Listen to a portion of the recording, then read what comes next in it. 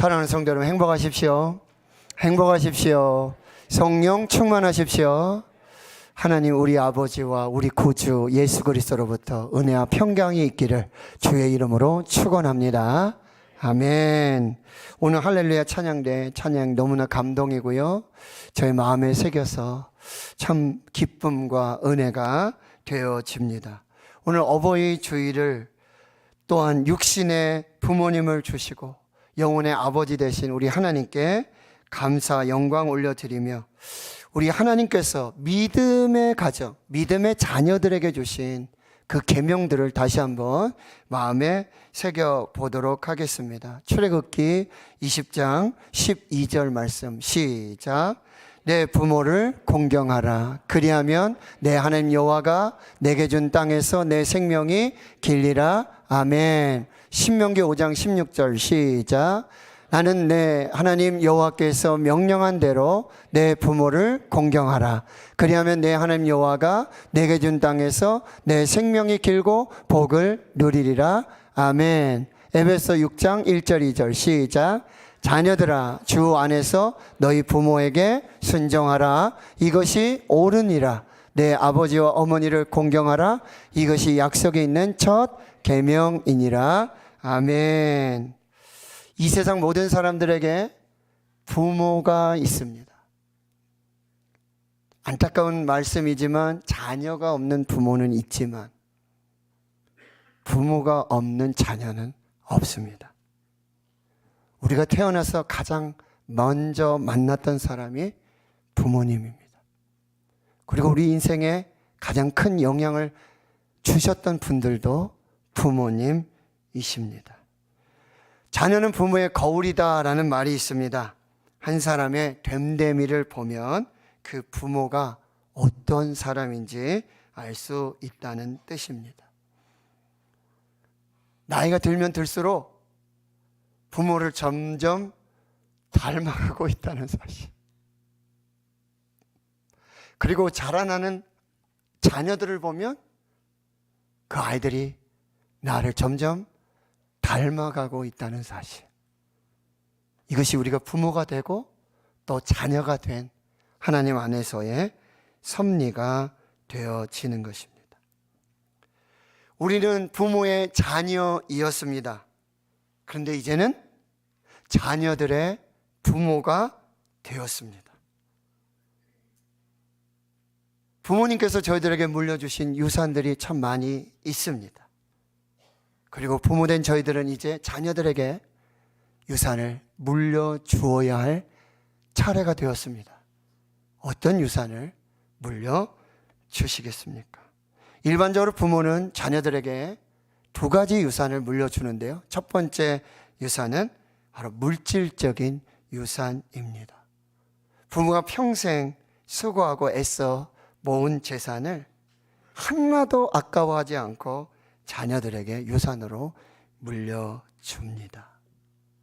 물질적인 유산이 자녀가 고생하지 않고 조금이라도 수월하게 기반을 다지고 이 세상 속에서 살도록 도와주고 싶은 그 부모의 마음, 거기에서 비롯된 유산입니다. 성경에도 물질적인 유산을 말하고 있고요, 하나님께서도 이스라엘 민족에게 가나안 땅을 기업으로 주셨습니다. 바로 이 기업이 물질적인 유산을 의미합니다. 하늘에 계신 하나님 아버지께서도 믿음의 자녀인 우리에게 물질적인 유산을 기쁨으로 주시는 좋으신 하나님 아버지이십니다. 두 번째 유산이 있습니다. 정신적인 유산입니다. 사람의 됨됨이, 성품, 신앙, 인생을 대하는 태도, 모든 것을 포함하는 유산이라고 말할 수 있습니다. 그런데 이러한 유산은 학교에서 배우는 것이 아니라 가정에서 배웁니다. 학교에서 배워서 물려받는 것이 아니라 가정에서 부모를 통해 배우고 물려받게 되어지는 것입니다. 물질적인 유산은 자녀가 일시적으로 윤택하게 살 수 있도록 도울 수 있습니다. 그러나 정신적인 유산, 신앙적인 유산은 자녀에게 평생 동안 영향을 미치고 심지어 그 자녀의 자녀들에게까지도 계속적인 영향을 미칠 수 있다라고 하는 것입니다. 우리가 올바른 정신적인 유산, 신앙적인 유산을 우리 자녀들에게 물려준다면 그 은혜와 복이, 그 형통함이 그 자녀들의 세대뿐만 아니라 천대까지 복이 될 것이라고 성경은 말씀해 주십니다. 신명기 5장 10절의 말씀입니다. 나를 사랑하고 내 계명을 지키는 자에게는 천대까지 은혜를 베푸시느니라. 우리가 자녀에게 남겨줄 수 있는 최고의 정신적인 유산, 신앙적인 유산이 무엇입니까? 하나님을 사랑하라, 하나님의 계명을 지켜라, 하나님을 경외하라. 이것이 정신적인 유산으로, 신앙적인 유산으로 물려질 때에 천대까지 은혜를 받고 누릴 수 있다라는 것입니다. 오늘 본문은 이스라엘 민족이 가나안 땅에 들어가기 위해 요단을 건넌 후에 직후의 이야기입니다. 이스라엘 민족이 요단을 건넜고 길갈에 도착을 해서 거기 여호와의 명령대로 요단에서 가져온 12개의 돌을 기둥으로 세우고 기념비를 쌓게 되어지는 것입니다. 도대체 이 여호수아가 요단강을 건넌 후 길갈에 세운 이 12돌의 기념비가 무슨 의미입니까? 오늘 4장 21절 22절에 이렇게 말씀하고 있죠. 후일에 너희의 자손들이 그들의 아버지에게 묻기를 이 돌들은 무슨 뜻이니까? 여기 길갈에 요단에서 가져온 12개의 돌이 있고 그걸 기둥으로 세우고 제단으로 쌓아서 여기 기념비를 세웠는데 도대체 이 돌들의 의미가 무엇입니까? 라고 너희 후손들이, 너희 자손들이 물어보면 이렇게 대답하라는 것입니다. 너희는 너희의 자손들에게 알게 하여 이르라. 너희들은 분명하고 똑똑하게 여기 쌓은 12돌의 이 제단의 기념비의 의미를 너희 자손들에게 분명하게 정확하게 알려주어야 한다라는 거죠. 그 첫 번째가 뭐죠? 이스라엘이 마른 땅을 받고 이 요단을 건넜다라고 가르쳐 주라는 것입니다. 길갈에 세워진 이 12돌의 기념비의 의미는 하나님께서 행하신 놀라운 구원의 역사를 기억하고 그것을 기념하게 하고 다음 세대로 전달하는 역사적이고 교훈적이고 영적이고 신앙적인 상징물이었다는 것이죠. 하나님께서 이스라엘 자손 대대로 전수되기를 원하시는 정신적인 유산, 신앙적인 유산을 가장 극명하게 보여주는 그 증거물이 바로 여기 길갈에 세워진 요단에서 가져온 12돌의 기념비의 의미라고 한다는 것이죠. 그렇다면 하나님께서 이스라엘 민족에 행하신 구원의 역사를 기억하고 이스라엘 자손들에게 가르치기를 원하셨던 것, 그 첫 번째가 무엇입니까? 바로 하나님께서 행하신 구원의 역사를 기억하라. 그리고 너희 자손들에게 그것을 가르치라고 말씀하십니다. 오늘 4장 23절의 말씀을 같이 한번 읽어보겠습니다. 시작. 너희 하나님 여호와께서 요단물을 너희 앞에서 마르게 하사 너희를 건너게 하신 것이 너희 하나님 여호와께서 우리 앞에 홍해를 말리시고 우리를 건너게 하신과 같았나니. 아멘. 여기 말씀해 보면요, 너희라는 대명사가 나오고 우리라는 대명사가 나와요. 너희는 누구고 우리는 누구입니까? 바로 너희는 홍해를 경험하지 못했다, 광야에서 태어난 출애굽의 2세대를 말하고 있습니다. 우리는 누구죠? 우리는 바로 홍해의 역사, 그 구원을 경험했던 출애굽의 1세대를 말하고 있습니다.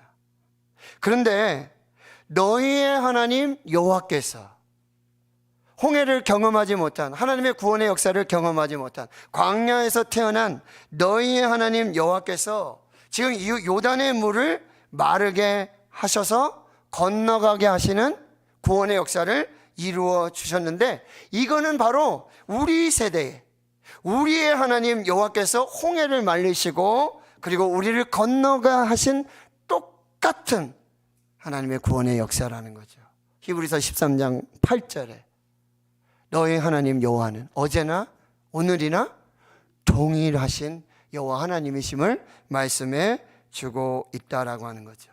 그러니까 지금 길갈에 요단에서 가져온 12돌의 기념비를 쌓고 제단을 쌓는 이 영적인 의미는 너희들은 경험하지 못했던 그 홍해의 그 구원의 하나님의 역사를 오늘도 동일하게 요단을 건너게 하시고 요단에서 행하신 그 구원의 역사에 하나님으로 믿고 그리고 그것을 기억하고 그 하나님을 다음 세대로 가르치도록 우리에게 말씀해 주고 있다라는 것입니다. 하나님께서 부모에게 주신 가장 중요한 사명과 책임이 무엇입니까? 그것은 하나님이 누구신가, 그리고 하나님이 행하신 구원의 역사가 어떠한지를 자녀들에게, 다음 세대에게 가르쳐 주는 것입니다. 그것이 부모로 부름받은, 부모로 세움받은 자녀를 둔 부모의 가장 크고 위대한 첫 번째 명령이고 첫 번째 계명이요 첫 번째 부르심과 사명이라고 한다는 것입니다.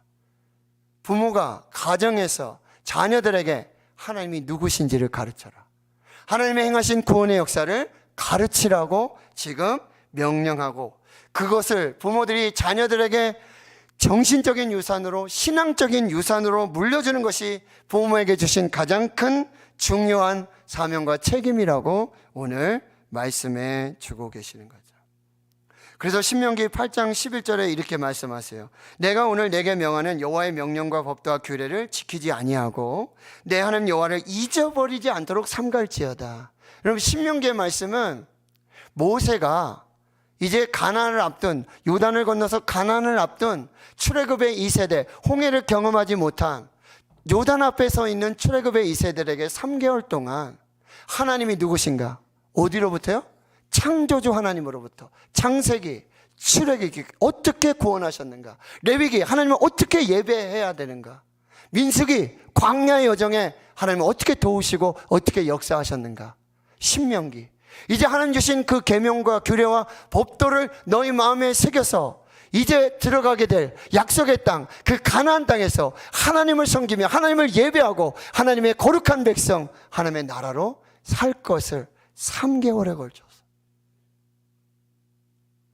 하나님을 잊어버리지 말라, 하나님을 기억해라, 하나님이 누구신가, 하나님이 어떤 구원의 역사를 행하셨는가를 가르친 그것이 바로 신명기라고 하는 거죠.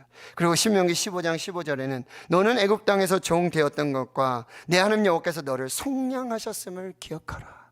너희 애굽에 종살이하며 거기 노예로 살았던 너희를 하나님께서 속량하시고 구원하시고 6월절에 어린 양의 피로 구원하신 그 구원의 역사, 그래서 자유를 주신 그 생명의 하나님을 기억하라고 명령하고 있다는 거죠.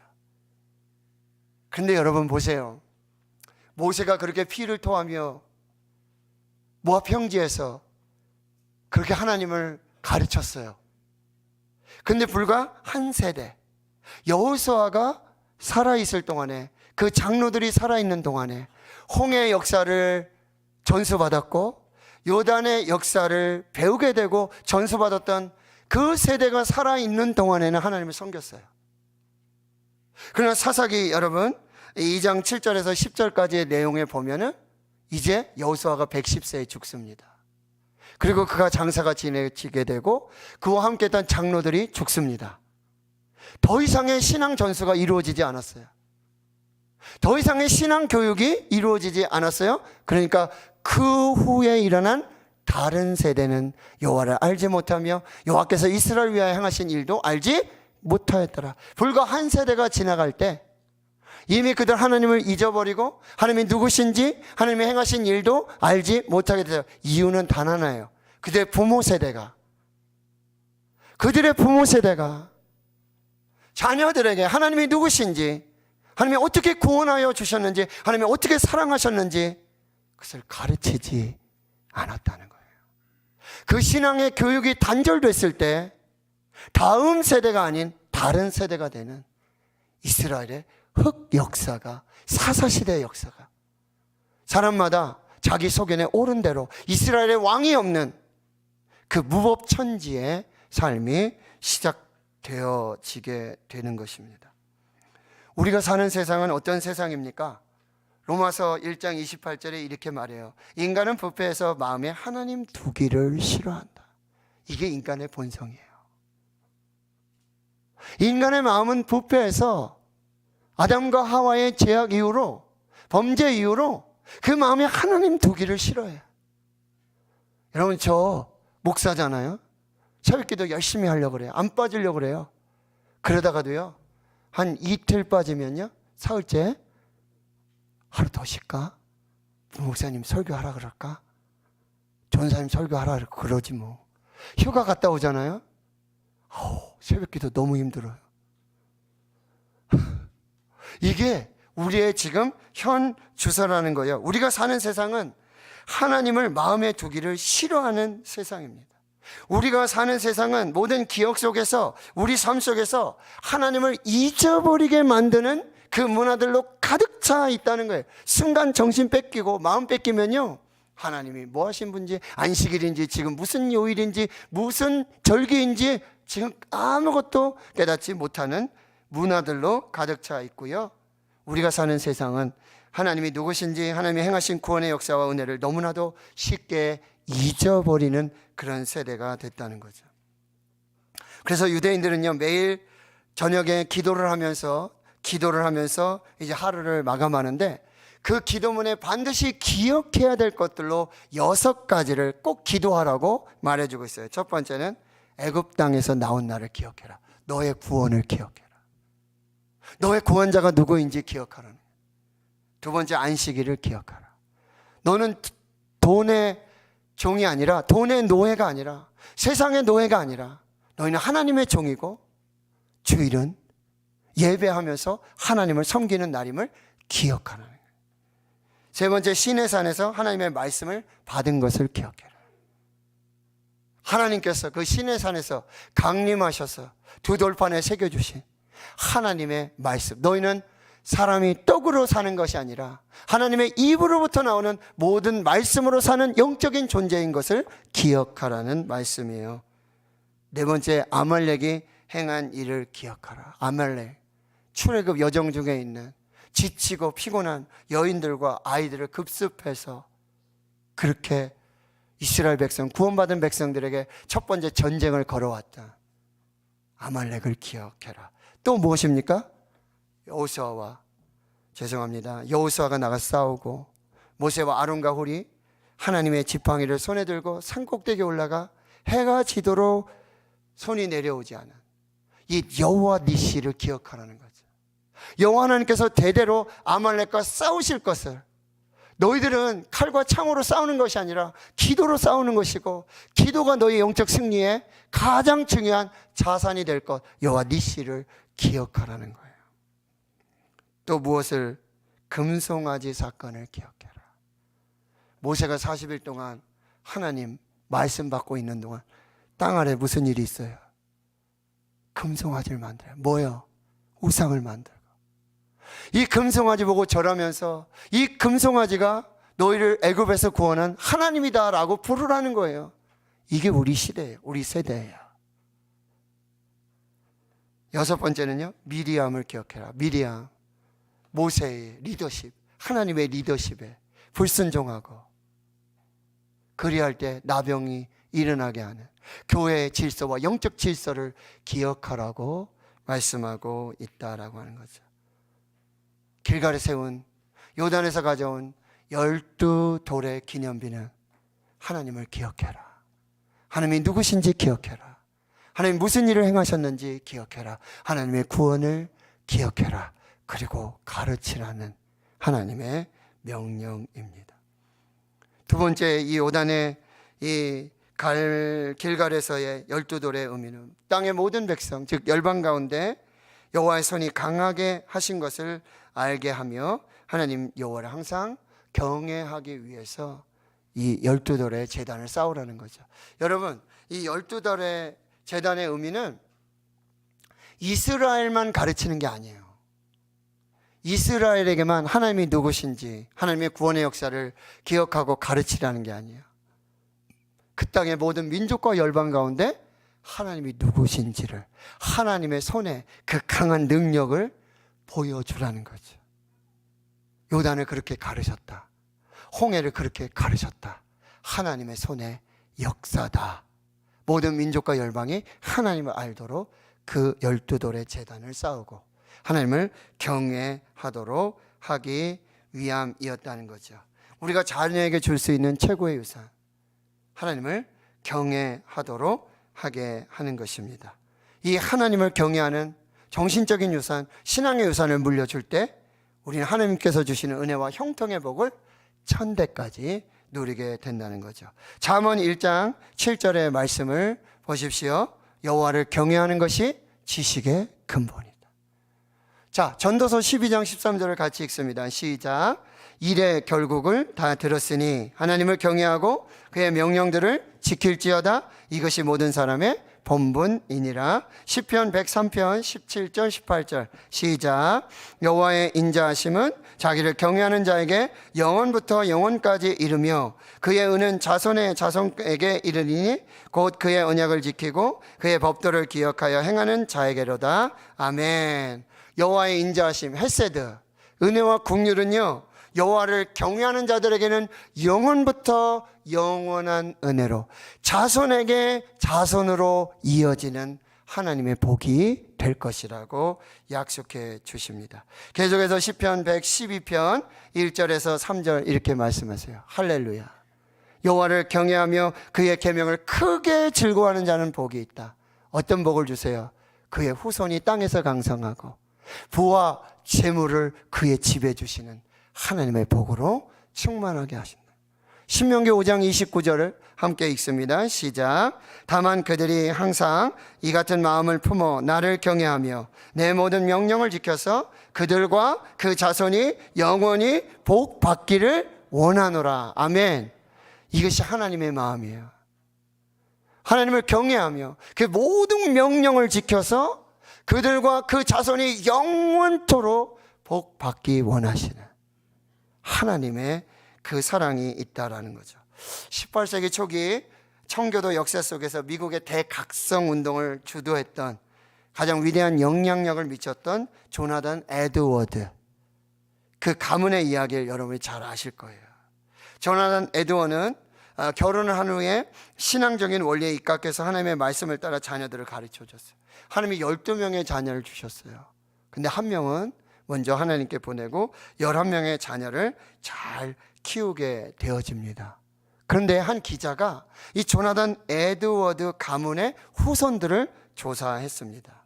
그래서 18세기에서부터 20세기 후반까지 조나단 에드워드의 가문을, 그 후손들을 조사했는데요. 학장이 14명, 대학 교수가 100여 명, 변호사 100여 명, 판사 30명, 의사 60명, 그리고 100명이 넘는 성직자들, 60여 명이 넘는 저술가, 고급 공무원 80명, 하원 의원 3명, 상원 의원 1명, 그리고 부통령 1명을 배출하는 위대한 신앙의 명문 가문, 또 세상 속에서도 영향력을 미치는 하나님의 가문으로 세워주셨다라고 하는 거예요.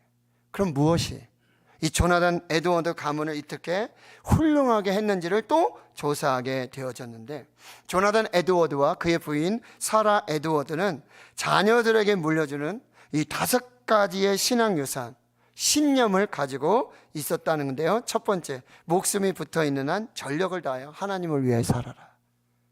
God first.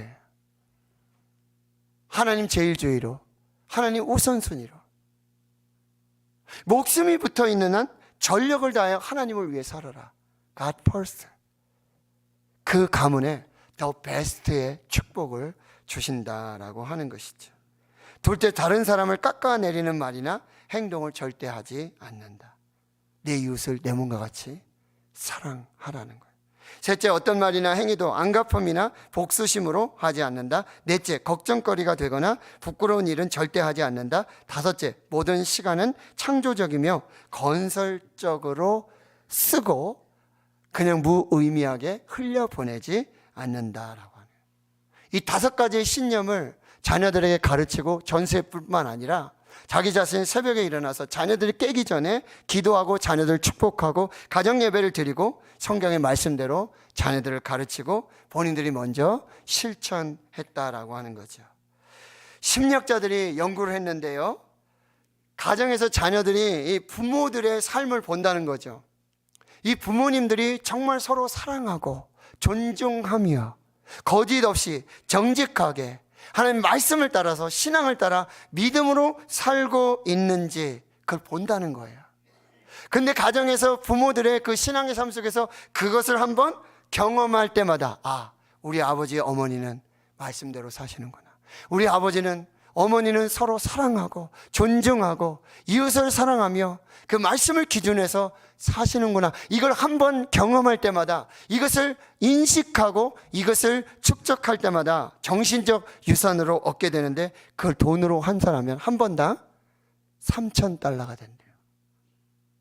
그러면 태어나서 18세 이제 성인이 돼서 독립해 나가잖아요. 그러면 그때까지 적립할 수 있는 이 돈이 정신적인 유산으로, 영적인 자산으로 적립할 수 있는 돈이 수천만 달러가 된다는 거예요. 이 아이들은 돈을 유산으로 물려받지 않더라도 가정에서 부모들이 사랑하고 말씀으로 기도하고 축복하고 이웃을 사랑하고 그 말씀대로 사는 그 신앙의 모습을 정신적인 유산으로 축적하고 한 번 경험할 때마다 $3,000를 축복하고 18살 독립할 때까지 수천만 달러를 축적하는 영적인 자산을 가지고 세상 속으로 나간다는 거예요. 세상에서 그 영적인 자산을 가지고 정신적인 유산을 가지고 세상에 영향을 미치며 하나님의 나라를 세우고 하나님의 백성으로 살게 되어진다. 환난이나 고난이 올 때에도 놀라울 정도로 이 신앙의 탄력, 회복성을 가지고 다시 하나님께로 돌아오는 역사들이 나타났다라고 하는 거죠. 가정에서 부모에게 배운, 부모에게 물려받은 정신적인 유산, 신앙의 유산들이 그들에게 올바른 인생관, 올바른 가치관, 올바른 세계관, 그리고 무엇보다 올바른 신앙관을 가지고 자랄 수 있게 만들었다라고 하는 것이죠. 하나님 성도 여러분, 우리 자녀들은 지금 품 안의 자식이지만 이제 세상으로 나가는 세상의 사람들이 되고 하나님 나라의 백성들이 되어질 것입니다. 근데 우리 가정에서 부모들이 신앙적인 유산, 영적인 자산을 물려주게 된다면 그들은 이제 애굽의 총리였던 요셉처럼, 바벨론의 다니엘처럼, 그리고 에스라, 느헤미야, 에스더처럼 세상을 변화시키고 무너진 데를 다시 살리고 그리고 생명의 구원의 역사를 이루는 하나님의 사람들로 살게 될 것이라고 한다는 것이죠. 하나님 성도 여러분, 돈이 많아서 물질적인 유산 충분히 물려줄 수 있어요. 그게 전부가 아니라는 사실, 오히려 축복이 재앙이 될 수도 있다는 사실이에요. 정신적인 유산, 신앙적인 유산을 정립시켜서 그들을 신앙으로 독립시켜 주십시오.